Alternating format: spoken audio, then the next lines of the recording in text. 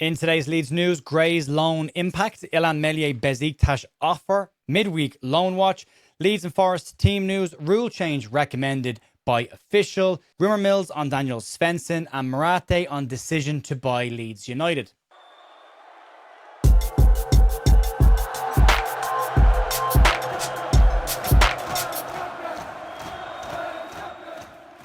Hi folks, welcome to the Leeds View for Thursday the 5th of February with your Leeds United news. Hope your week is going well. Getting ready for the game against Nottingham Forest tomorrow night. A huge game for Leeds. Daniel Farke's press conference was yesterday. We had a reaction to that press conference over on bigup.com. We will have a podcast out tonight, a bit of a look back and a preview. Adam Pope from BBC and Don't Go to Bed Just Yet will be joining us to give you some details on what went on over the window and looking ahead to the run-in and the Nottingham Forest game tomorrow night. You can check that out if you want. If you want to stick a like and a hype on the video as well, that will be massively important. And if you're listening on the audio platforms, as we're now part of the Sports Social Network, you can give us a follow and a channel rating there as well. Bit of stuff to get stuck into, and we'll start today with the Harry Gray loan and the impact that he's had since he's gone there. Harry Gray's loan move at Rotherham has gotten off to an absolute flying start, and he has been receiving universal praise across the board from fans, manager and his players, as well as Leeds United manager Daniel Farke. To boot, in the first 4 games that he has been there, Harry Gray has managed to score twice. His most recent goal came, lovely finish, cutting in from the left-hand side and a beautiful finish into the near post. And he's been in excellent form outside of just the goals, and that has coincided with an upturn in form for Rotherham.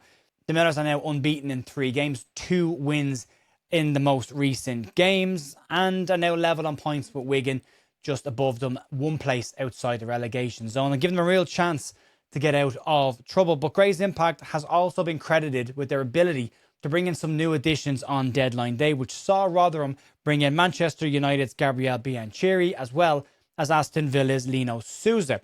His manager, Matt Hamshaw, has been speaking about it, and he said this: "We can give the players a platform. Harry's had a big impact. Teams have seen him come here and see what he has done. Now that he's improved, even in this short period of time, I think that helps. When I first took over the club, nobody wanted to come here, and now all of a sudden, more do, because they've seen the success and the development within that." The big thing is the feel-good factor around the fans. Rotherham were 9 games without a win before Harry Gray joined him. It's not just down to him, there is supply as well to him, but since he's gone there, they've managed to be unbeaten in their last 3. Daniel Farke yesterday, during his press conference, commented on it and said that it's going so far so good and going well for him, and described it as a perfect start for his loan. We will absolutely be keeping an eye on Harry Gray throughout his loan at Rotherham United during the weekly loan watch segments. You can keep an eye on that, but well done to Harry Gray so far. Keep it up. Let's move on. Let's talk about Illan Meslier's future. According to reports last night and some more this morning, Turkish side Besiktas are said to have stepped up their interest in Illan Meslier, and there is even some rumours that they may have even put in a transfer offer. Yesterday, though, during Daniel Farke's press conference, he said at that point nobody had gone to him and asked to leave, and he wasn't expecting anybody else to go. But he did point out that while there's a transfer window open somewhere, things can change. Reports of Besiktas' interest are said to be genuine at this stage, and the club are also said to have held talks at this point. But there is a bit of a kicker to this one as well.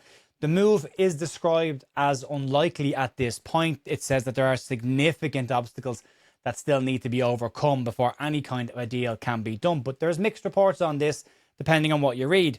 Mez is said to have multiple options at the end of the season as a free transfer. He can pick his next move and go exactly where he wants to do. And at this point, even if Besiktas do come in, it all depends on whether Illan Meslier wants to move there or not. And he, given his contract situation, has all the power and all the cards in this current situation. But last night, Turkish journalist Efekan Öztas said the following in a tweet. Info: Leeds United want to keep Illan Meslier in their squad at this stage while negotiations between the parties continue. Besiktas is continuing its search for a goalkeeper. Now, that stance on its own seems a little bit confusing and unusual. Why Leeds United would want to keep a goalkeeper in the club who is third choice, not in the matchday squads and not playing at this point, when this is their very last chance to get any kind of money in for the goalkeeper. It's no slant on Illan Meslier. He was part of the side that got us promoted to the Premier League under Marcelo Bielsa. He's had some good times at Leeds, as well as some not so good times at the club. But this isn't a slight on him. He's got a contract with the club. He's seeing out his contract, and to the letter of the law, that's honouring your contract. So right now, it would seem unusual that if Leeds don't accept an offer for him, and let him go for free. That wouldn't make a huge amount of sense. The logical approach on this is that the player himself doesn't fancy the move, and that's why nothing is happening. Whether that information that the Turkish journalist has got is accurate or coming directly from Leeds remains to be seen. But at this point, there are other reports that say that Leeds are keen on an exit of the player, and there's other reports to say that he's actually even gone as far as agreeing personal terms with Besiktas. So depending on what you read, this goes from there's no interest, the player doesn't want to move, the player's agreed personal terms, the Leeds want to sell the player. So it clear as mud again at this point, but until this window closes, we won't know exactly where Illan Meslier's future is. It won't be at Leeds. I think we can all guarantee that, unless they decide to bring him back into the fold out of nowhere. But yeah, we'll keep an eye on it. We'll let you know what happens. Let's move into a bit of a little midweek loan watch. One player in action last night of the Leeds United loanees, Largi Ramazani, came off the bench on the 77th minute for Valencia in their 2-1 home loss to Bilbao. It's their first loss in 3 games, but it leaves them 16th place in La Liga, just 2 places above the relegation zone and only 1 point clear. Let's move on. Let's talk about Leeds and Nottingham Forest. As we know from yesterday's press conference, Leeds United will be without Lucas Mecha for this game. Should be back for the Nottingham Forest game, but we also know that Anton Stach is going to miss this game and the Chelsea game. He's been ruled out for 10 to 14 days with a bit of a hip news, but there was some good news with Jakob Bial back in team training. Sean Longstaff is back fully training as well, and James Justin, his issue has been described as just a bruise and he is fine and will continue. Sean Longstaff likely to come in for Anton Stach in that midfield. But from Nottingham Forest perspective, they've got a couple of players out as well. Neco Williams will miss the game after a fantastic save in their last game. Saw him get a red card. He'll miss the next 3 for them. The likely replacement for him is new signing Luca Netz, although Sean Dyche did say yesterday in his press conference that he may not be involved because they see him as one for the future. Goalkeeper Matt Sells is also potentially out of the game, but Stefan Ortega, their late arrival in goal, could step in for him. There is said to be a late fitness check on Sells at this point. Callum Hudson-Odoi is ruled out of this game with a shoulder issue, and Sean Dyche has also confirmed that Nicola Savona will not play in this game due to a knee problem. So Forest, as we know, we've got plenty of depth, pretty deep squad, and lots of quality in that to come in. Leeds will need to be at their absolute best, as Daniel Farke said yesterday during his press conference. You won't get a huge amount of chances against Nottingham Forest, even at Elland Road, so we will need to be at our absolute best. The one battle to keep an eye on for me, if it happens, if both players play, will be Jakob Bial against their new striker, Lorenzo Luca, who's a big lad. That'll be an interesting battle to keep an eye on. Again, assuming both of them play. But it's huge for Leeds to have Jakob Bial back involved. He's been badly missed since he's been out injured. Let's get into a bit of a rule change. This isn't Leeds related news, but it is football rule news. And it's a slightly interesting one as well. Former FIFA referee Pierluigi Collina, who is now the president of the FIFA Referees Commission, has recommended a rule change relating to penalty kicks. Collina believes that there is too big of a gap between the attacker and the keeper in terms of opportunity they get from a spot kick, and Collina believes that a change to the rule removing rebounds as an option would level the playing field just a little bit. He said that he should move towards a shootout style penalty where if you score, you get the goal. If you miss, it's a goal kick. But speaking on the recommended rule change, Collina said the following: I think there's an excessive gap between the opportunities for a shooter and the goalkeeper.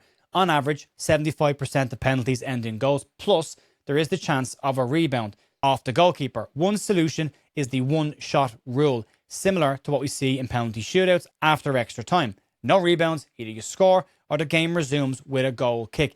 That would also eliminate the spectacle that we often see before a penalty kick is taken. With everybody crowding around the penalty area, it looks like horses at the starting gate before a race. It's an interesting option for FIFA to consider in penalties. It would definitely change some of the aspects of it, whether they're right or not. I'd love to know your thoughts on this one. Is this something you'd like to see introduced to penalties? He's a very highly respected referee during his time by fans, players, and by FIFA themselves, which is why they gave him a job at FIFA. So it's an interesting one. Always liked Collina as a referee, very strong official, but would you like to see it introduced? Let me know. We'll be interested to see what people's reaction to this one is. Let's move into some rumour mill territory. It hasn't taken long for some new links to start popping up, but the links that were there during the winter appear to be maybe some longer term targets for Leeds and part of what their summer shortlist will look like. The likes of Romano Schmid and Danilo Doki both look like players that Leeds could potentially move for in the summer. But as I say, a couple of names have popped up at this stage. We'll keep an eye on these over the course of the year and we'll see if any of them actually turn out to be transfers in the summer when the window opens. It's only 129 days to that window already. But yeah, just to keep an eye on a few of them. We'll give you the names over the course of the next couple of months, and you can keep an eye on those players and see if they're worthwhile for Leeds. And one of them that has popped up is Daniel Svensson. And according to Bild in Germany, they say that Leeds United and Arsenal are clubs that are watching Dortmund's Daniel Svensson. The German outlet claimed that Leeds are interested in bringing in an additional left back in the summer, and Svensson is one that they're very keen on. Leeds have been linked with Svensson in the past. He's definitely one that they have watched. Nottingham Forest were said to be interested in him, along with Liverpool at that point, but they've both gone in different directions there. But Bill say that Leeds in particular are one to keep an eye on. They're very keen on him, but the player's contract does run until 2029, and any kind of a transfer that does go in from in the summer would have to be between €22 million and €30 million. That's about 19.5 million to 27-ish million pounds if they decide to move for him. He's a good player. He's one Leeds have looked at. Definitely a bright future ahead of him. He's Swedish as well. He'd know Gabby Gudmundsson, so you'd have two Swedish left backs, which might be difficult considering they're both want to play international football as well. So yeah, one to keep an eye on. But yeah, that is a conflict there between the two, and they're both left-sided players. So yeah, we'll keep an eye on it and we'll let you know. But yeah, very much rumour mill territory at this point. Let's move into the final story of today around Parag Marathe and the 49ers buying Leeds. Leeds United CEO Parag Marathe was speaking to the Men in Blazers podcast during a live show and was asked why an NFL franchise would make the outlandish and wild decision to move away from the sport they know so well and take over a club in a very different world. And Marathe said that the principal owners of the 49ers enterprises, the San Francisco 49ers, challenged them to do more and to use the 49ers brand. They said they decided that European football was where they wanted to go, and they signed up as a minority partner with Leeds at that point. And speaking with the Men in Blazers podcast, Parag gave a detailed account of why they made the decision and why Leeds United. We decided that European football was where we wanted to go. We looked at 86 clubs across Europe over an 18 to 24 month period. The one that came out so obviously had the chance of being the brightest star in the sky was Leeds United. That's because it reminded us and reminded me so much of what the 49ers were. When I first started 25 years ago, the 49ers then had 5 Super Bowls in the 80s and 90s, and all of this great success, and by virtue of that historic success of the time, they had this global fan base. But they'd fallen on hard times, and we had the number 1 pick in the draft. We were just not very good at that moment in time. And then looking at Leeds, Leeds had all these great European Cups and almost championships in the 70s and then again in the 90s, but fell on hard times. Went through multiple ownership groups and got relegated twice. But because of that historic success, they had this massive global fan base, like a sleeping giant, just begging for someone to come in and polish up the diamond and restore it to what it could be. And like you said, it's a one-town club. It's the biggest one-club city, arguably, in Europe. And if we can get this right, we can build something that I think is going to be the envy of European football. So far, they've managed to get Leeds United back into the Premier League, and as it's going right now, we're still in the Premier League and could be come the end of the season. The shadow that's still on the 49ers is being part of the Radrazani side that got relegated and didn't do a huge amount to try and stave off that relegation. But they've got some credit in the bank getting Leeds back into the Premier League. It's very much a split opinion amongst the fan base. You'll probably see it in the comments today as well. It's right down the middle on them, and I think that's because Leeds fans will want to see a more sustained success and make sure that Leeds become a secure and established Premier League club in the future, and that will take time for it to bed in. The Red Bull minority ownership is still a bit of a worry for some portion of the fan base as well, and that might be rightly so as well. That will have to be seen over time, but right now Leeds United are a Premier League side. 49ers are the owners of the club, but they are very much approaching this on the slow and steady approach. And I think some of the fans would like to see them blow the entire bank account to try and get Leeds back to success right now. Those of us who lived through the Ridgedale era, well, no, it's probably not the wisest of solutions, but right now things are going well. They are taking it step by step, and we'll see if that slow and steady approach ends up leading Leeds to success over the next couple of years. The 3-year period is the one to keep an eye on. If we can still be a Premier League club in 3 years' time, higher up the table than we are now, then we're going in the right direction, and we'll have to wait and see. But that'll be it for me this morning, folks. We'll be back this evening with Adam Pope and looking ahead to the Nottingham Forest game and what Leeds have to do in the run-in to stay in the Premier League. Massive thanks as always for supporting the channel. I'll talk to you soon. See you later. Bye.